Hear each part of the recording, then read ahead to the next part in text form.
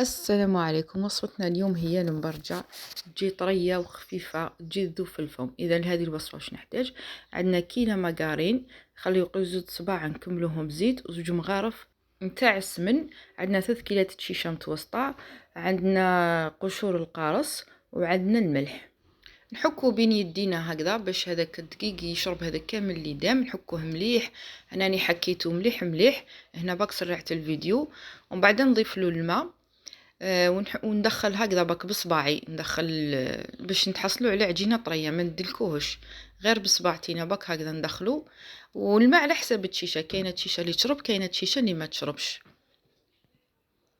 كي نتحصلوا على عجينه نقسموها على 3، من جهه اخرى راح نحكم الغرس تاعنا، نديرو شويه قارص ونعجنوه باش يولي لي طري. اللي ما يحبش الكو تاع القارص يقدر يدير التشينا البرتقال في بلاصتو. من بعد نروح نحكم هذاك، نقسم تاع 3 اقسام، نهز قسم واحد لقيتو هنا شرب لي الشيشه تاعي تشرب، زدت له شويه ما عجنتو.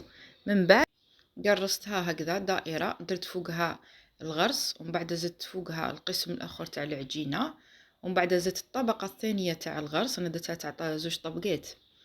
ومن بعد نزيد فوقها العجينه، ونغطي الحواشي تاعها هكذا اكل، ونحللها بالحلاله،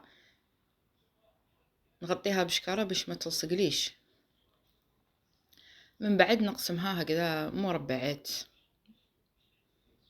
انا هنا درت بالمول تاع القاطو، عجبني جا صغير، ومن بعد قطعت بالموس.